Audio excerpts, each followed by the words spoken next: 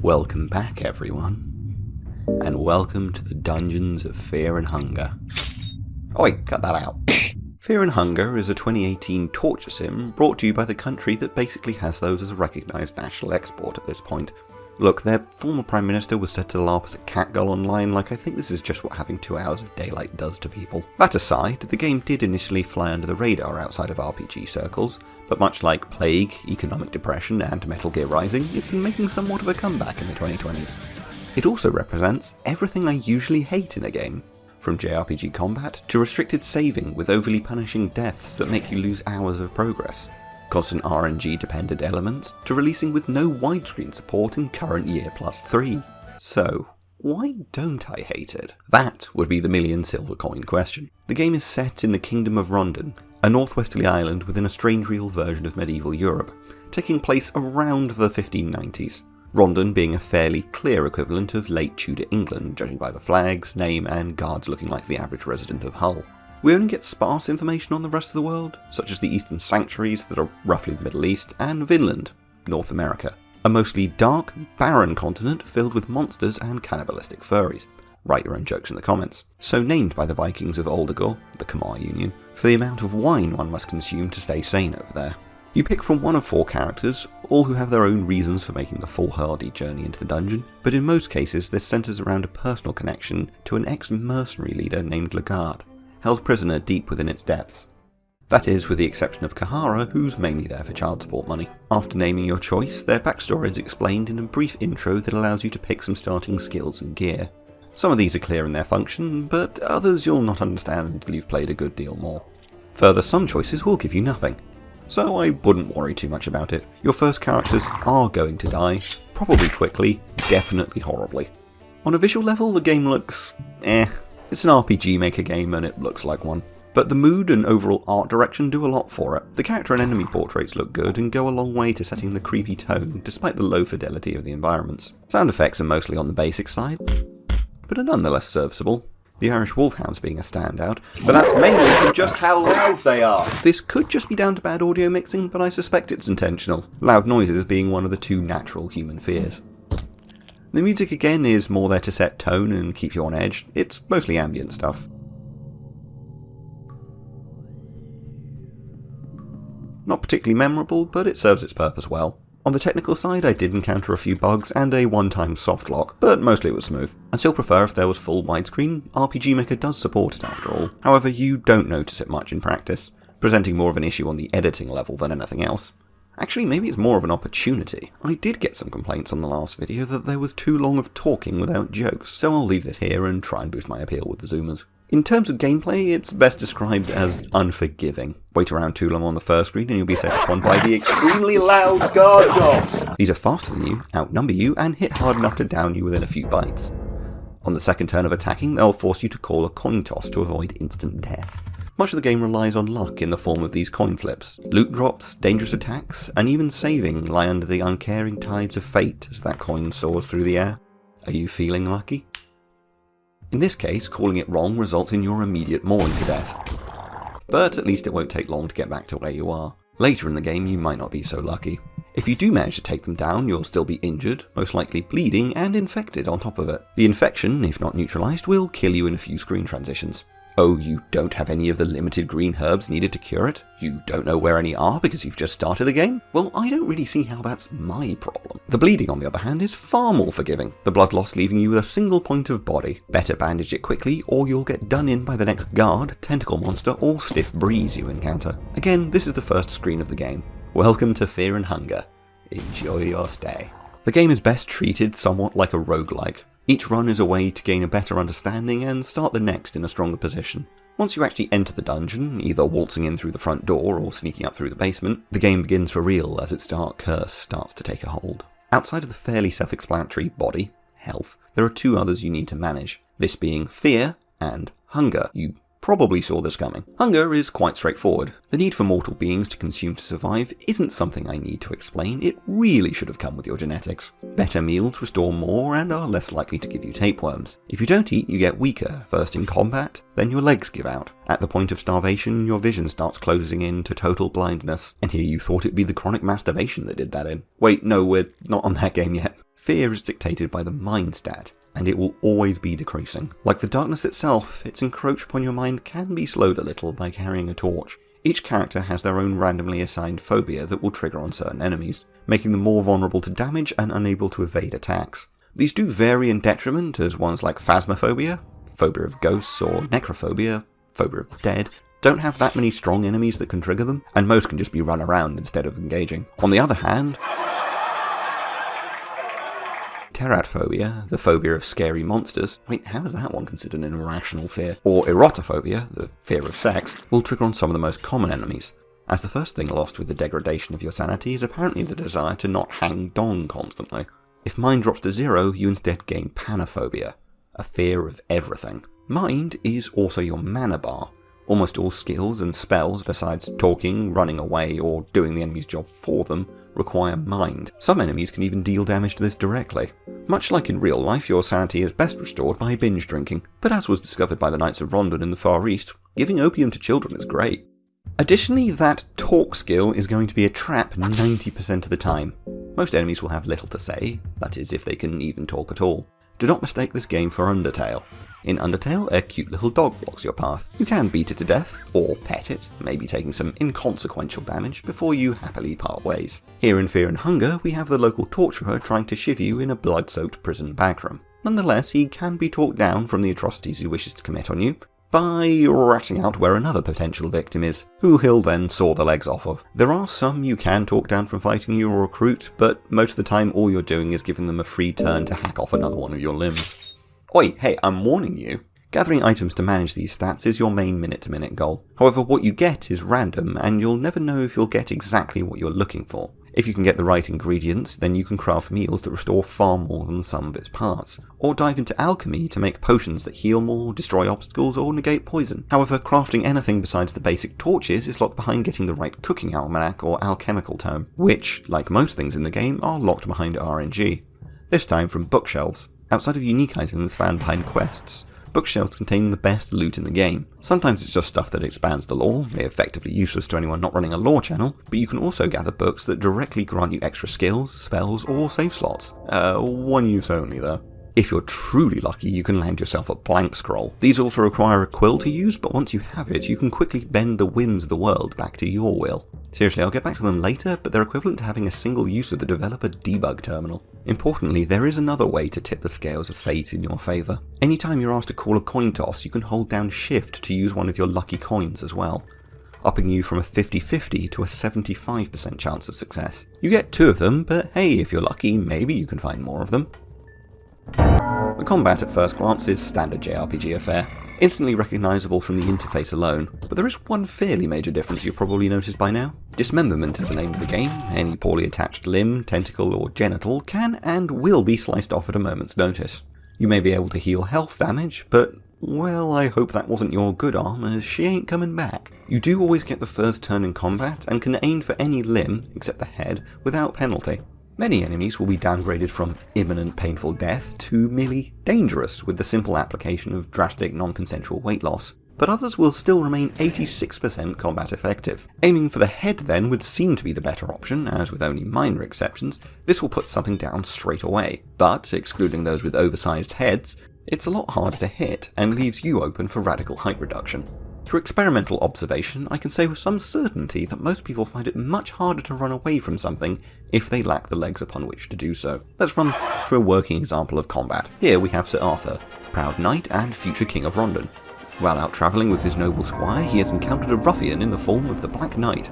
With the first move, Arthur hits an arm, removing it. Unfortunately, the knight in this case is able to continue swings with either arm, but the effectiveness is now reduced and fails to connect with Arthur. Arthur's next strike takes off the other arm, rendering the Black Knight to ineffective combat strength, only able to kick in retaliation, causing minimal damage with no risk of dismemberment. From here, Arthur has 3 options: to strike the torso, which when destroyed will finish the foe, but also has the highest toughness of any part, Alternatively, he can strike at the head, which represents a softer target with equal effect when demolished. However, the knight is still active, thus making striking it in such a manner difficult. Instead, our future king strikes at the legs, removing one then the other, throwing the Black Knight off balance, thus making the head as easy as any other.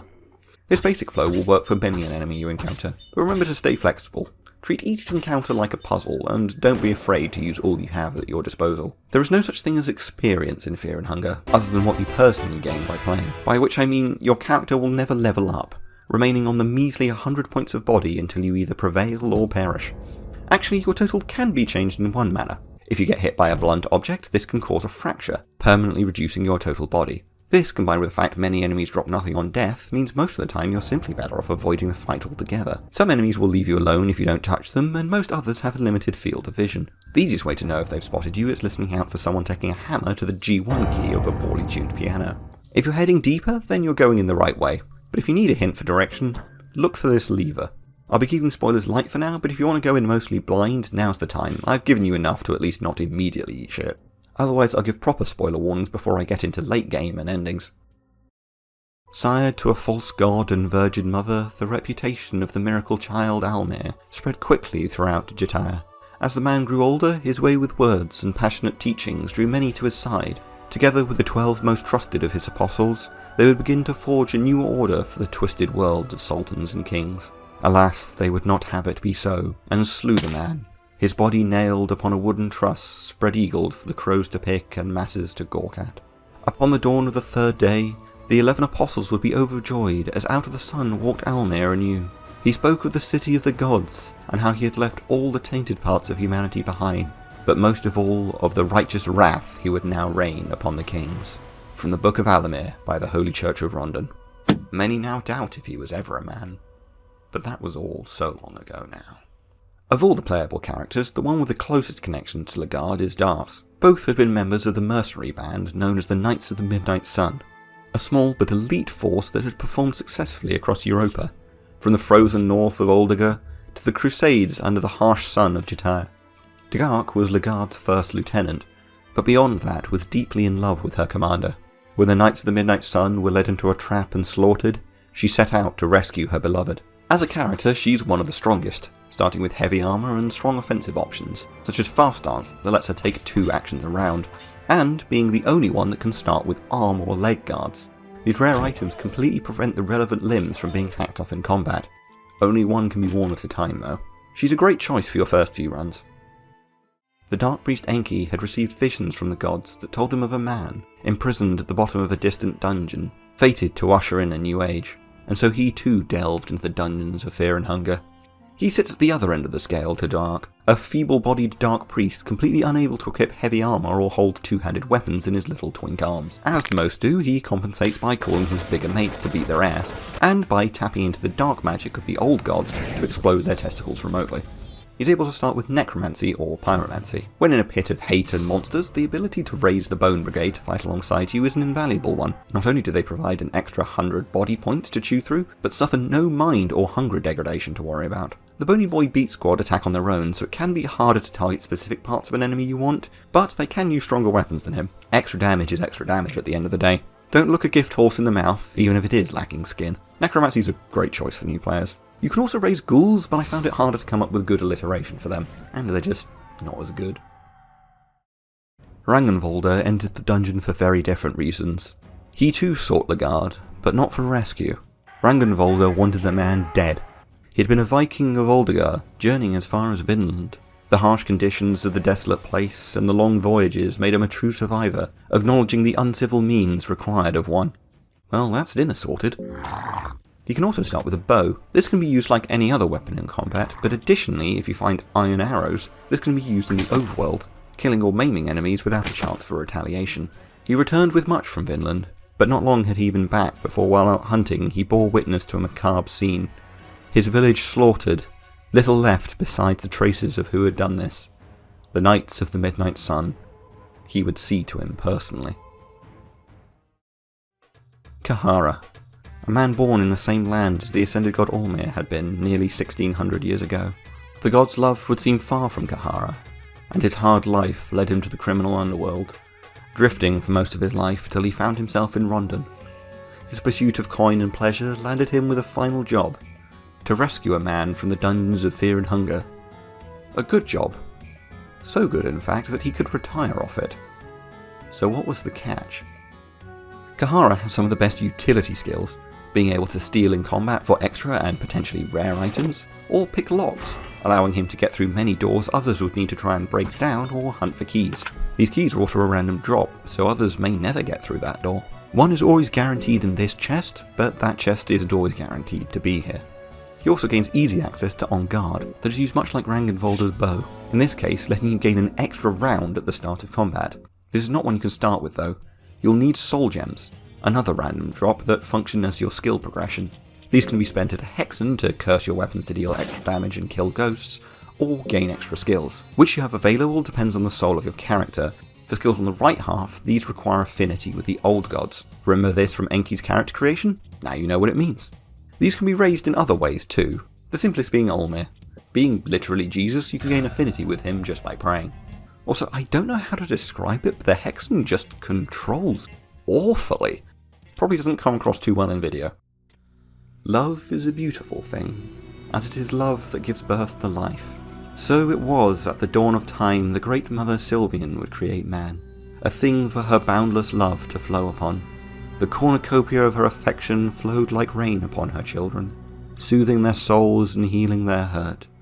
But no matter how much she gave to them, they would not return in kind. Only at their most intimate moments would she feel the tiniest sparks of warmth radiate back. And so more, she needed more, until man was naught but a writhing mass in her name, like rabbits, more. But in time it would fade, and so our mother turned away. But still, in those passionate moments, her love may be glimpsed. A Lost History of Old Gods, by the enlightened E. Ankarian. All 4 character stories take place simultaneously, and I'll save the canon of what's actually happening for spoilers as... yeah, that. With the exception of who you're playing as, the rest can be found around the place. It's a lot safer to travel together. They can even fill in gaps your main character is lacking. But this also means double or potentially quadruple the food and intoxicant consumption to keep everyone healthy. Otherwise, they might not stick around. Kara is the easiest to recruit, being found fairly early on locked in a jail cell after some quality time with the guards. Oh hey, that's still going. He'll join you straight away. Then leave straight away along with your purse. Thieving little bastard. Dark can be found a bit later in the caves, getting attacked by some troglodyte trying to push in the soft spot of her head. And Kahara, again, a little deeper into the mines. Enki and Rangenwalder are a little bit more of a pain. But who needs humans in your party? Humans domesticated wolves once, why not do it again? The cave wolves, or moonless, can eat anything, even rotten meat without issue, and have a high bleed chance on their attacks. She also attacks twice a round and gets a more powerful bite after pissing on enough lampposts. Not interested in the good girl? Well, there's the decapitated head of a wizard somewhere in the corpse pile, and he's immortal. Mentally, he might not be all there though. I mean, he certainly isn't physically. Just don't let him hear you say that, or he'll likely try and light you on fire. Finally, there's a little girl in a cage. To keep her safe from others, or to keep others safe from her? Probably not the latter, as she quite literally does nothing in combat. Okay, that's not entirely fair. She can also use consumable items, saving other party members from needing to do so. Give her a knife, that's more her speed. Or a severed arm, she'll happily beat a man to death with that. She has other uses too. She can be sacrificed to grow Goroth to gain affinity. She can be fed to the human Hydra for literally nothing. Or traded to the Katzenmander Kindergeiger for powerful items. He's somewhat of a folk boogeyman. If naughty children don't eat their cabbage, he comes to your house and gives you testicular torsion or something. If you don't have any Coca-Cola Classic kids, Pepsi is fine too. Or you know, you could actually look after the poor child. Give her the doll you find. What does it do? It makes her smile. Isn't that enough? PSA though, don't try and show love to her in the prayer rooms. It doesn't mean you pat her head and give her a hug, it means sex. Thankfully the game prevents you from doing so, and in early versions of the game, outright killed you for it. Trying to show love to Nazarah will also kill you, but that's not from any moral failing, at least not on your part. He'll just set you on fire because he's an asshole like that. If you do find a willing partner, the two of you can combine into a marriage of flesh. It has marginally better stats than a starting character, but given you now only have one, your effective combat power has significantly decreased. Unless you're playing Enki. What it does have is all 4 limbs. This is one of only 2 ways to get all your limbs back, the other requiring that ever-coveted resource, the girl. If you're running out of limbs after making a marriage, you can always do it again, but you might not like the consequences. At least your melting complexion now means the guards don't recognise you as human anymore. You also no longer have a fear, because you cause it. Getting into medium level spoilers here, but I'll give a final warning before I get to the endings. Something cannot come from nothing, this is well known. To plant a crop, the field must first be cleared. For Sylvian to create wonders upon, something must first clear a blank canvas. This is Grogoroth, that which destroys. A perfect destruction, without prejudice or malice. The offspring of the rabbit are devoured by the wolf. Two in harmony, the flower magic of life and the blood magic which brings death. Under the skin of man, he may still walk among them. A Lost History of Old Gods, by the enlightened E. Ankarian. The dungeon is not the easiest place to navigate. I made this map, but most people I show it to complain about massive sanity loss and start reaching for their opium, so it might be easier for me to just guide you through verbally. If you chose the left path to enter the dungeon, you'll end up in the basement. This is probably the easier path. The jellyfish here have a top speed that can be outpaced even after hacking off all your limbs. There's also a door here that talks to you. You'll not be able to open that yet. There's always a skeleton by the door for if you have necromancy. Past the graveyard, there's a larger well-lit room with a man with 2 lighthouses for arms. He'll probably kick your ass, so stay away from him. In adjoining rooms, you can also find a storeroom to stock up, and one of the only beds that's safe to save in. Once. Don't try it twice. Just don't. Sneaking past the Iron Shakespeare, there is another door that leads down into the prison. If you went through the main door, you'll instead run into guards, but you can also find the girl in her cage, and a kitchen where you can cook meat. Exiting through the dining room, you'll get one of the last glimpses of daylight. There's a shortcut down to the basement here, as well as another door you can't open. Behind the other door is the ritual and torture rooms. The dark priests here actually have fixed loot, and go down very easily in one hit. For most characters, at least. They always drop a purifying talisman that lets you get through the warded door, as well as a soulstone. Behind said door is the hexen for upgrading yourself and weapons. If there is not a door there, it will be in the bottom right of the area below. The dungeon has a strange way of not always being how you remembered it the last time. If you found the mock-up book earlier, then you can get through this bookcase into the secret garden. The cultists of Sylvian will heal you and raise your affinity with her, but do try not to get lost in the pleasure. If you head back to the torture rooms and walk to the right, you'll head down into the blood pit and onto the prison. Sneak past the guards and you can find the lever you're looking for. Back in the blood pit, you can now descend deeper. Not everyone feels a connection to the likes of Sylvian, Grogoroth or Almir. For those outcast by the world at large, those who shuffle in darkness, who others turn away from in revulsion, they can only turn but deeper into the dark. To one not remembered by many, but never truly forgotten by all, lurking in the shapes in the night. One who embodies all that is filth, that is foul, that is forsaken. 1,000 maggots wearing the shape of a friend, 1,000,000 roaches eclipsing the ground, uncountable spiders weaving prayers to the god of the depths. A Prayer in Darkness, author unknown. The caves are dark to the light of the sun. Even what meagre warmth made it through the fog of the dungeon's gardens will never touch down here. This is the realm of the cave gnomes, wolves, and, child molesters. You can find another soulstone down here, but beware of what may be lurking to guard it. Beyond the caves lie the mines, and from the moment you enter, a terrible presence can be felt watching you. This is the Crowmauler. He'll chase you slowly but relentlessly, and if he catches you at this point, it's basically game over. Every turn, he'll maul you with his arm, causing about 40 damage with a high chance of infection and or fractures. Okay, not great, not terrible. The arm has 700 health, so it will take a while to get through. He also has a 1/3 chance every turn to insta-kill one of your party members. You probably don't have more than 2 at this point, so that's a 1 in 9 chance of a total party wipe by turn 2. Right, well, which body part does that? Oh, it's the head, which also has 500 health and an 85% evasion chance. Well, we know how to bring that down, break the legs, and he's not thrown off balance by that. Yeah, just run, there's no shame in that. I didn't even mention that he also has a 1/3 chance to permanently blind you as well. But hey, at least you can equip an item that prevents that. Yeah, it drops by killing an NPC that hasn't even spawned yet. Avoiding the Crowmauler for now, deep inside the caves you can run into a strange man. He's not seen you yet. You can introduce yourself, but how much do you trust things in this game at this point? Once he leaves, you're free to proceed. And by free, I mean there's a ghost rocking around who'll also quickly send you back to your last save. At least the Crowmauler was corporeal. Also best avoided. Who you can't avoid is guarding the cave exit. A yellow mage... Oh sorry, were you suddenly expecting the game to play fair? They can cast Hurting in the overworld that will remove a limb with each use. Attack them before they get the chance. They're not any less dangerous in a straight up fight, but their health isn't too high. Also, it's their legs that cast Hurting. Destroy one of them first. Either is fine, lady's choice. Left arm will also cast Swarm of Locusts that can stun you. Best make that target 2. After that, he's basically harmless. You can even talk to him if you wish. He has a chance of dropping soulstones or opium on death, though. Right, that's that. Going into the next cave, there starts to be signs of civilization. The village. Oh, do you mind? The village is not immediately hostile to you, and don't care if you take all their stuff so long as you don't touch their cube. They even have the first trader in the game who will often sell opium. Well, technically there's this guy who turns up in the first area, but he only sells 3 different flavours of poison. The green one is my favourite, it tastes like Baja Blast. Above their village, a great creature sleeps, reaching impossibly deep into the all-consuming darkness. Let's leave him be, shall we? In the village you can find rope that will let you down further into the mines. There is little down here, all the crates and barrels are empty, licked clean for anything that may remain. There's only one thing to eat down here, and that's each other. Grogoroth will like you for it though.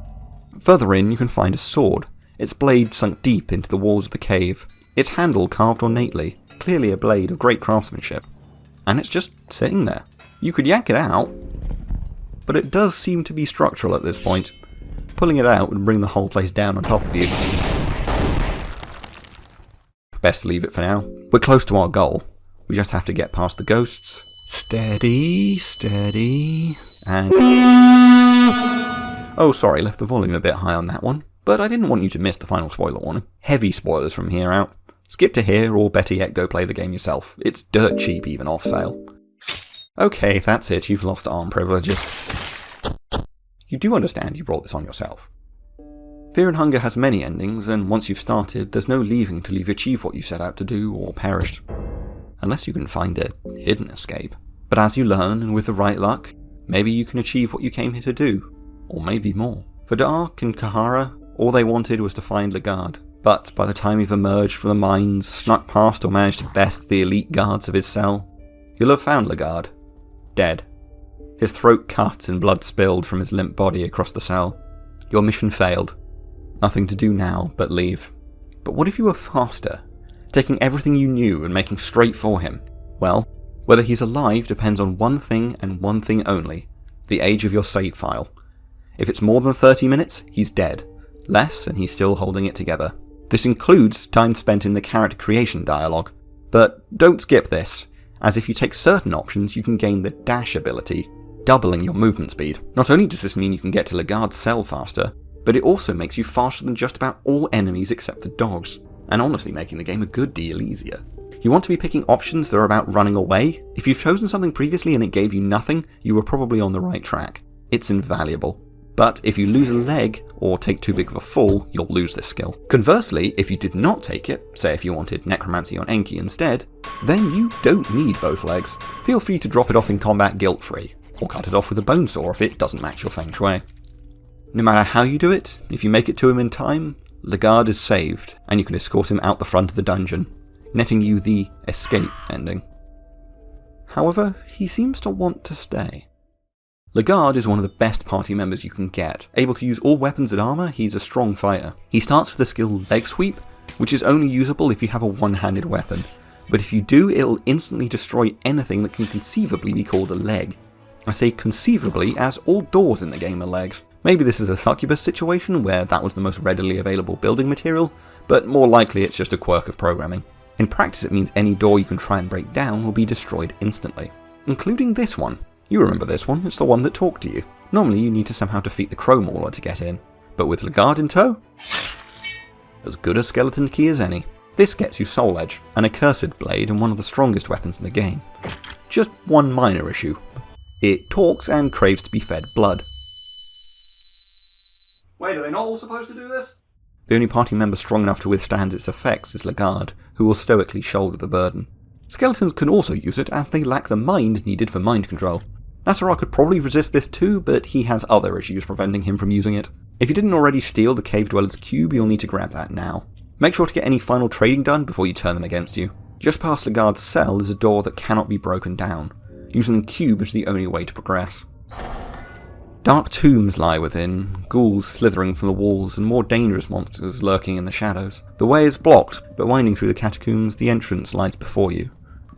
The entrance to where? Mahab, shining city of the gods. Its golden glimmer a beacon to those of great purpose and drive. Its towers like a great guiding waystone driven roughly into the frontal lobe. Many has it drawn in like moths to the flame, a flame that may burn them to ash, or light them to a brighter path and greater things than they could ever achieve hence. What light shall shine upon you? Memories of the great city. Author lost to time. The city of Mahabre can be a confusing place to navigate. Paths can easily cross over and under each other, looping back and creating new paths from the former. It also probably won't look like this the first time you visit, it will be more like this. There are two versions existing within one space, one ruins in the present, and the others in its golden days of past glory. You can switch between which version you're in at any point by using an item in specific locations. Wait, no, not again. Right, here's a map. You're here. You need to get here. But the door won't open in the past, and this guy wants you to run errands for him in the present. What kind of errands? Oh, nothing big, just killing and taking the soul of 3 gods. However, they're only new gods.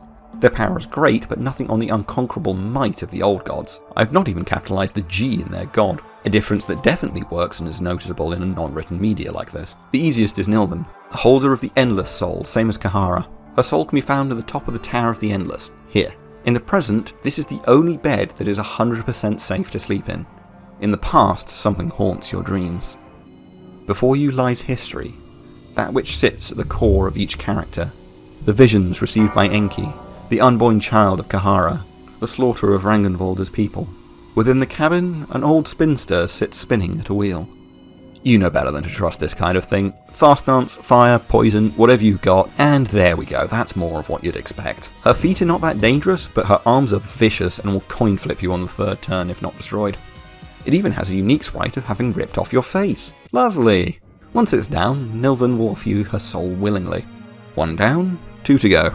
And you now have a safe place to save in past or present. The gathered soul also grants you access to the skills under that soul. For instance, if you're playing as Devalk, you can now pick skills under the Endless and Dominating, as well as any old gods that you have favour with. The interface is still no less awkward. Next up is the Tormented one. He resides down here in the aptly named Temple of Torment.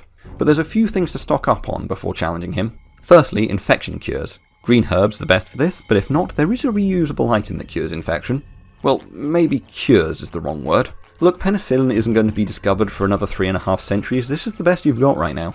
A healing spell or 2 also wouldn't go amiss. The final item is a little harder to come by. In present Mahabre, much of the ground has collapsed. Dropping down any of these is one of the many ways to bring about your impromptu end.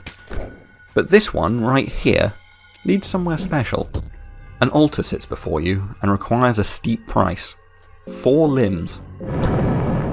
If you're short, you can always hack off some more with the bone saw. This gets you the Sergal Spear, a 2-handed weapon with the highest base damage value in the game. If you're wondering what a Sergal is, they're a species of furry with a head shaped like a wedge of cheese, popular among Vor artists. I've got to feel a bit sorry for the guy who made them for his sci-fi setting, only for it to have a popularity far outside its original home, much like the Fez Shades or this gif from Commandery of the Iron Fortress.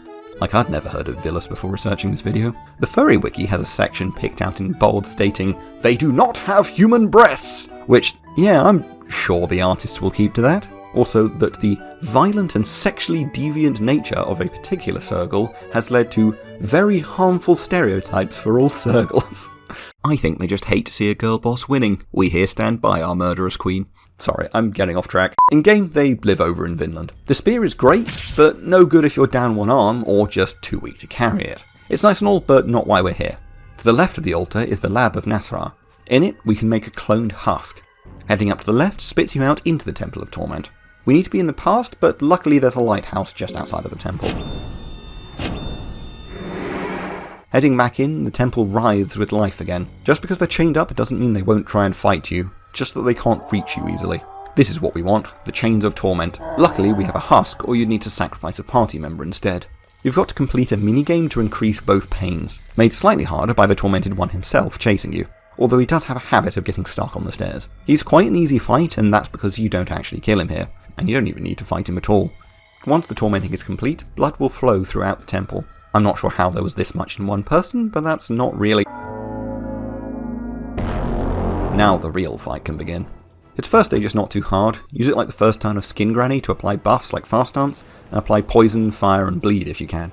As once he goes into his second stage, he's mostly untargetable. You'll need to jam both outer Wheels of Torment before you can hit him, but any dots from the previous phase will still carry over. His most dangerous attack is Chains of Torment. Can easily kill from over half health, so keep your allies topped up.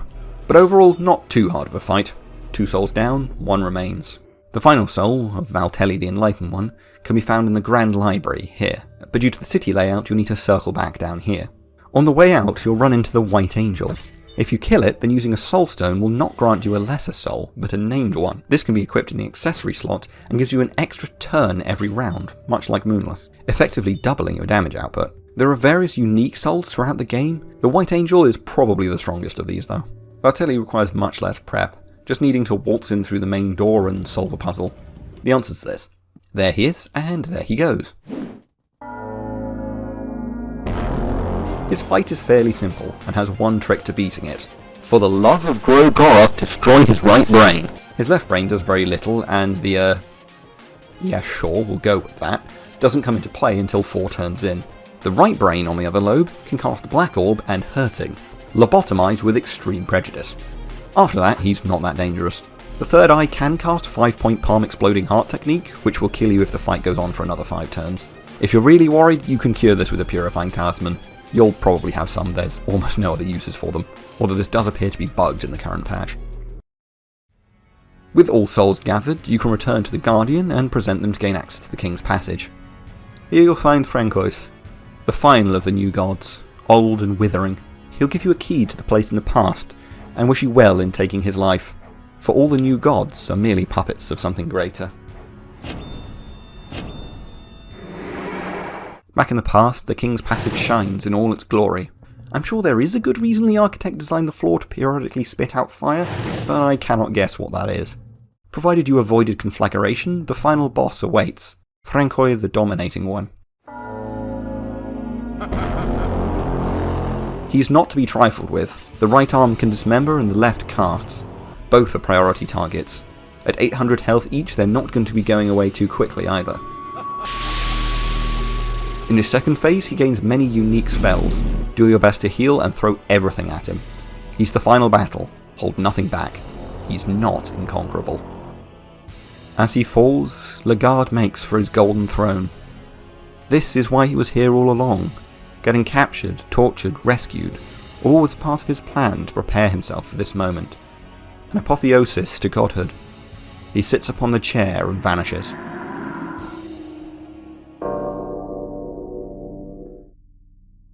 You can follow him in.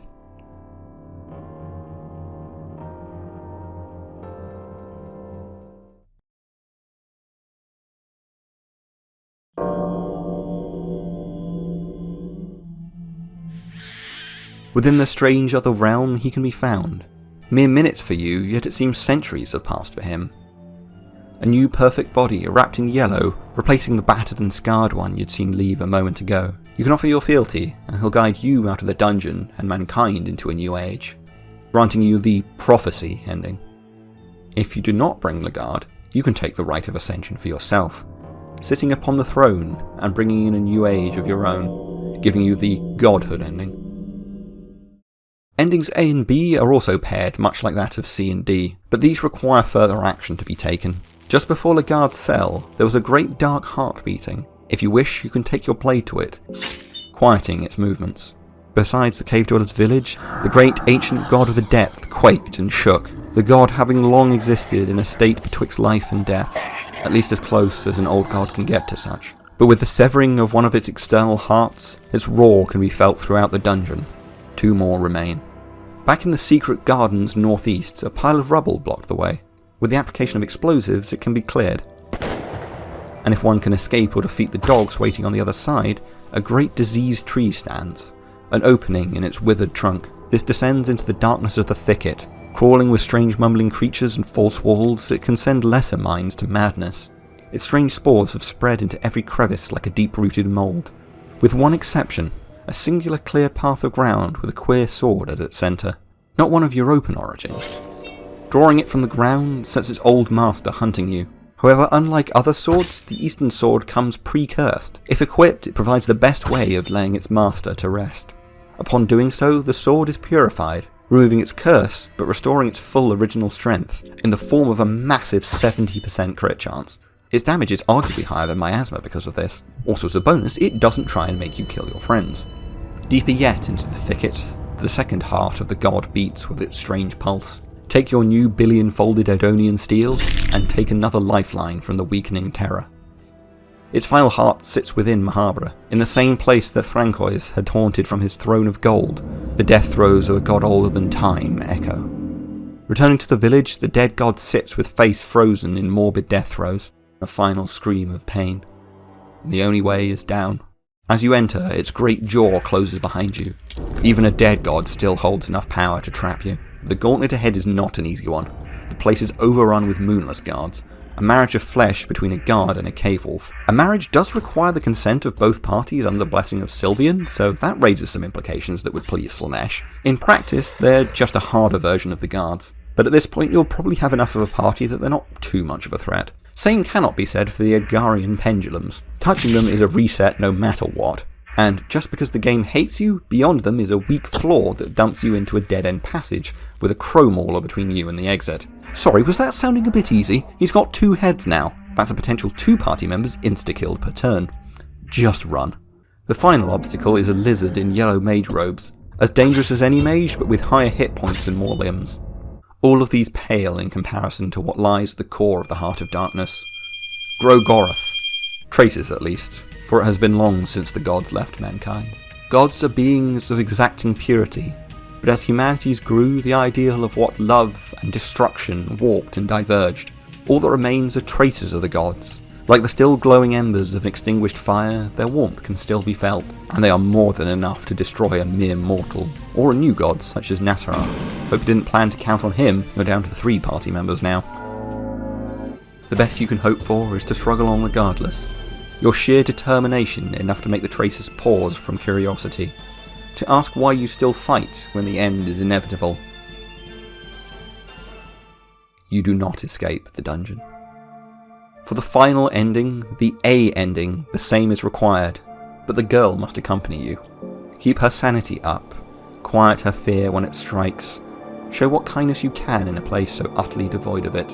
Nilvan had asked you so when you met her in the dream. For the child is hers, sired with Legard. Like Almir all those years ago, a child born from a false god and an exceptional human rose to rival the old gods in power. Maybe it could be done again.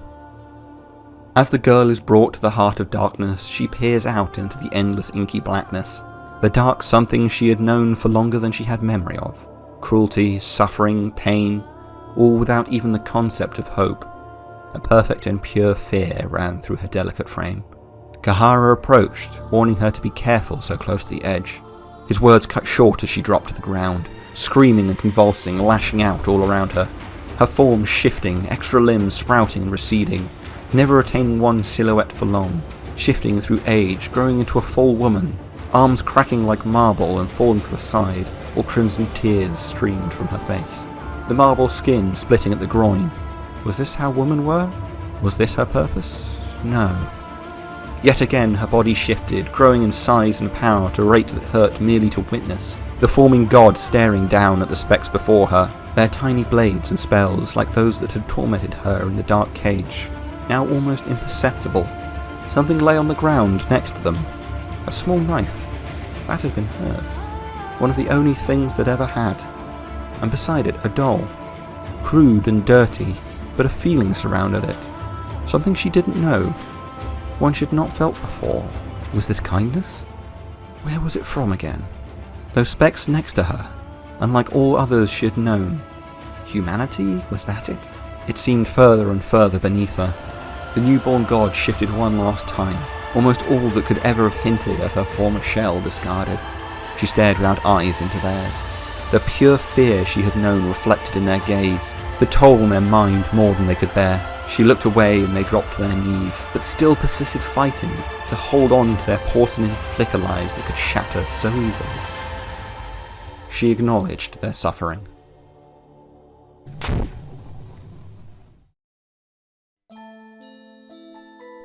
Why do you resist?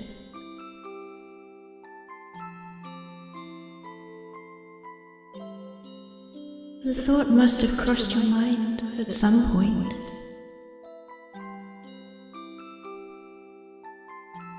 The thought that you delved too deep.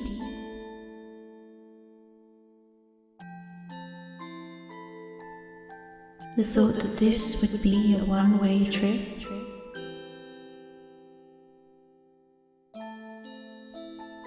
So instead of fighting the inevitable, why not embrace it? Just lay down and rest. There is beauty in this darkness that can be harnessed and used to usher something new. All the above endings can be achieved on normal, but for each character there also exists one more S ending. But to get these, you need to be playing on hard mode. This means more and harder enemies, no other party members, and no saving. First is Kahara, as there's not much to talk about and it's not canon. He's just there to get treasure so he can look after his unborn child of a prostitute in Rondon he's in love with. You need to buy the maps from this guy and dig them up in Mahabra. Dark is another quick one. Lagarde is always dead in hard mode as you can't recruit party members, but Dark isn't going to let that stop her. Within Mahabra you can gather 3 pieces of older magic. One's here, and the last one is here. With enacting the ritual, Lagarde sheds his old flesh and is born again, declaring himself as a god. Enki's and Ragnarvold's S endings are a lot harder. Enki's is not too different from the standard D ending, but you have to befriend the alchemist in the mines and fight the traces of Sylvian in the void. The problem is that enemies have more health, meaning he's too weak to remove a guard's arm in one turn. This is a problem, but it's not insurmountable. Your best bet is to head straight for a bookshelf and pray for an empty scroll. These work by writing prayers to Ulmir in the form of, "O Lord, give," or teach, then nearly anything in the game. Swords, items, food, you name it. Skills that you don't have the soul or favour for? No problem. Spells that aren't even on the hexen? Here you go. Combustion, at least in my opinion, is the best spell in the game. It does good damage with a high chance of setting an enemy on fire, but more importantly, yes, it has 0 mind cost. Eat your heart out, Nasra. I can spam this till naught but ash remains. Giving yourself the White Angel Soul and On Guard skill are also good choices. Nosramas has one of his desk, and the Dark Priest in the Dream will give you one if you wear the correct robes. Further, any bookcase with a coin flip has a chance of dropping one. They're well worth using your lucky coins on. Once you get over the hump, Enki's S ending is eminently doable, letting you glimpse godhood, but still pulling yourself back to reality and realising that it's a false promise of power. Enki would later go on to author the Skin Bibles, ancient histories of the old gods and the occult, under his full name, the Enlightened Enki Ankarian. Ragnarvold's ending, the God of Ultraviolence, is the ultimate test of the game. You need to gather the soul of 12 creatures in order to purify the dungeon. This includes ones such as the Crow Mauler. The best bet is to get Isaiah's Iron Mask to prevent blindness from the flock of crows, and using a red vial on his head to give him a 75% miss chance, putting the odds of an insta-kill down to 1 in 12 from 1 in 3 per turn. Finally, Necromancy is recommended as it gives other things for him to hit. You'll want to pick up the best swords you can, either Miasma, the Eastern Sword, or Blue Sin stuck in the cave wall. If you have a book named The Passage to Mahabra, this can be used in the few seconds before the cave-in to teleport you to safety. Bringing out its full potential requires cursing it, at which point it has a 70% chance to cause fire on hit. Finally, make sure to stop by the salmon snake in the cave. It's not too hard of a fight, and its soul is one of the best in the game, preventing limb loss, bleeding, infection and fire. After this, it's just a matter of making your way through the rest of the game. The final soul is that of the butterfly, the strange fly-like creature hidden in the garden. Do not kill him! His soul drops after you destroy all 3 of the purple hearts. If you do fuck this up like I did, you'll need to use a blank scroll to unsoftlock yourself. Then just make sure Lagarde is dead and leave to ravage the rest of Europa. You've conquered the hardest the game has to offer. Nothing can stop you now. So, after all that work to conquer the dungeon, what's your reward? You get a dating sim, that's what. Dungeon Knights mode drops you into a classroom being taught by Nasrar, and attended by almost every other major character from the main game, in what the creator himself even describes as a joke that got seriously out of hand. Hey, I know the feeling this was meant to be a quick video as a break from Pathfinder. Scope creep's a bitch. You have class during the day. The curriculum is at least interesting, although I'm not sure I'd trust anything the teachers tell you. In 4 days, there'll be a school dance, so you'd better find yourself a partner. After class, you can scope out the potential dating pool. With the exception of who you're playing as, the other 4 main characters are options. 2 of the less antisocial new gods can also be seduced. The tormented one is a sensitive soul who appreciates those that appreciate the arts. Nilvan just wants you to tell her she's pretty. It wouldn't be a Persona-esque mode without the ability to date your teachers, and this includes the headmaster. Incidentally, if you did choose Pocket Cat, please let me know why. Finally, you have Best Boy, that being Crowmauler. Damn it. My Bombermore might be disappointed to hear, but I'm quite rusty on my Corvid. At least Crow is one of the easier dialects of it. Here goes. This joke isn't funny and goes on way too long. I'm just going to skip this. Okay, damn, I'm out of practice. But the short of it is he's struggling to make friends and has lost his pinecone pig. I don't think I mentioned them before. They're a curious little charm, made from simple sticks embedded into a large pinecone, then blessed with a divine kiss from Venushka, the old god of nature, to bring it to life. There, off you go, little one. They'll return at the start of combat, sometimes with nothing, but they can also bring you many a useful trinket and item. Crow's lost charm can be found in the dungeon, which can be visited by leaving town. Ragnvold can also be found there if you'd agree to go with him. At the end of the day, you gain hearts with each character based on what you did with them. You'll need to max this out before they'll agree to be your date, and what each requires varies. The easiest is Ragnvalder, as you just need to go dungeoneering with him each day and not die. For most of the others, you'll need to take them on dates as well. On the 4th day, you can return the pinecone pig and ask Crow out on a date.